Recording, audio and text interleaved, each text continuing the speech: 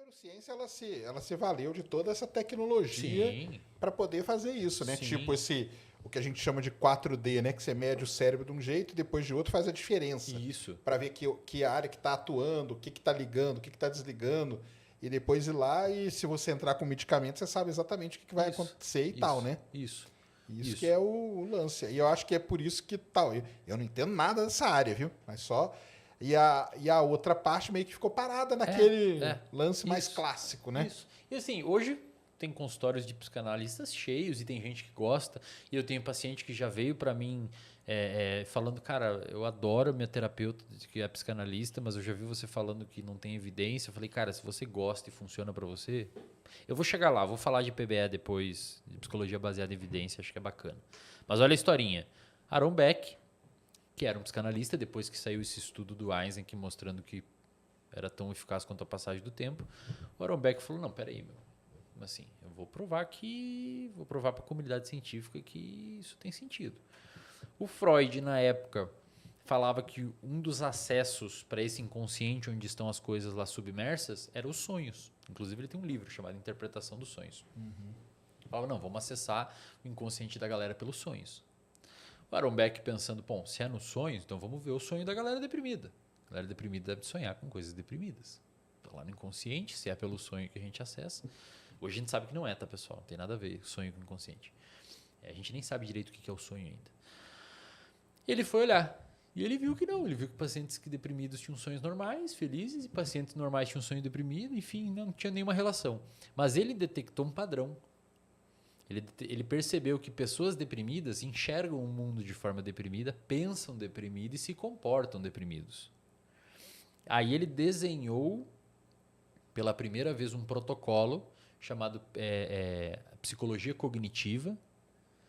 E aí ele fez um estudo científico, em 1977 foi publicado. Então, veja, 52 foi o Eisenstein, 77 o Aaron Beck publicou, onde ele mostrou que a psicologia cognitiva, ou a terapia cognitiva, que foi o protocolo que ele estruturou para tratar a depressão, que envolvia a ressignificação desses pensamentos dos pacientes deprimidos, a forma de enxergar o mundo, mudar isso por meio de uma intervenção verbal, ele demonstrou que o modelo que ele criou foi tão eficaz a curto prazo e melhor no follow-up que um antidepressivo.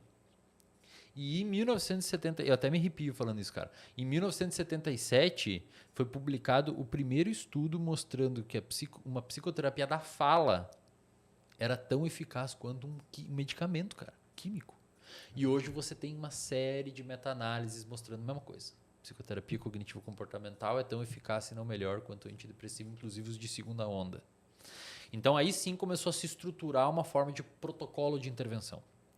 Aí os estudos dos behavioristas acontecendo, se encaixou na psicologia cognitiva a parte comportamental.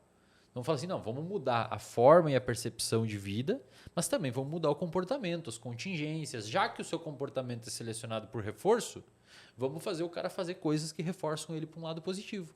E aí se estruturou o que a gente chama de psicologia cognitivo-comportamental ou terapia cognitivo-comportamental, que hoje é padrão ouro para uma série de transtornos.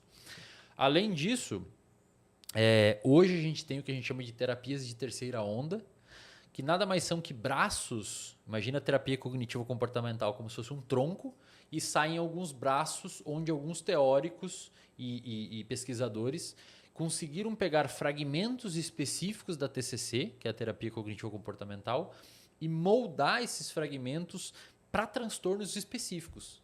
Então você tem, por exemplo, transtorno de personalidade borderline, muito ativação de estresse, muita impulsividade. Tem pesquisadores que pegaram um pedaço dessa TCC, que é mais voltada à regulação emocional e manejo de estresse, aperfeiçoaram isso e criaram uma terapia que derivou da TCC, chamada terapia comportamental dialética, que hoje é padrão ouro para tratar borderline. Você tem terapia de exposição com prevenção de resposta, padrão ouro para tratar toque. Você tem terapia de exposição ou dessensibilização sistemática, padrão ouro para tratar transtorno de estresse pós-traumático. Você tem ativação comportamental, padrão ouro para depressão. E aquela reprogramação, como que chama? Neurolinguística? Acho que é, né? Não sei, cara. Porque tem uns assim também, né? Tem, mas não sei se tem eficácia. Entendi. Não sei. Aí surgiu, mais recentemente, o que a gente chama de psicologia baseada em evidência. Que é o quê?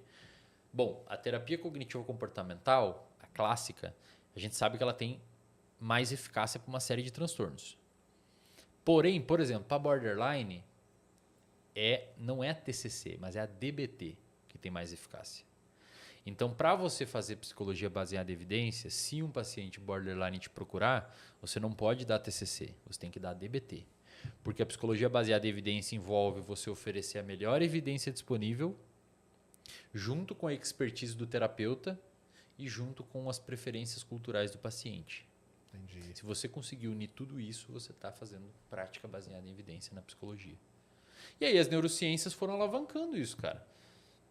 Aí você vê o cara publica um estudo mostrando que na neurociência que existe uma rede de modo padrão que se ativa na depressão e que quando você faz a pessoa fazer alguma coisa, a rede de modo padrão desliga e esse fazer alguma coisa é uma ferramenta de intervenção de uma psicoterapia. Aí começa a conversar. Fala, bom, a neurociência está mostrando que a psicologia vem trazendo todo, né, o ferramental ali, né? Vem mostrando o que acontece lá dentro. Sim. E falando, bom, existe uma mudança estrutural no cérebro. Então assim, não é que eu não... Mas hoje já tem uma conversa, então, entre essas áreas, ou não? Assim, eu adoro psicanálise. Eu não tenho nada contra a psicanálise. Zero. Só que a galera que é da psicanálise tem que entender que eles não tentaram ser ciência. Eles não tentaram. E eles falam. A gente não tentou ser cientista. Entendi. A gente não desenha estudos, a gente não faz testes clínicos. A bronca clínicos. é por isso. É por ser cientista ou não. Exato. Mas é igual médico, né? Médico é cientista?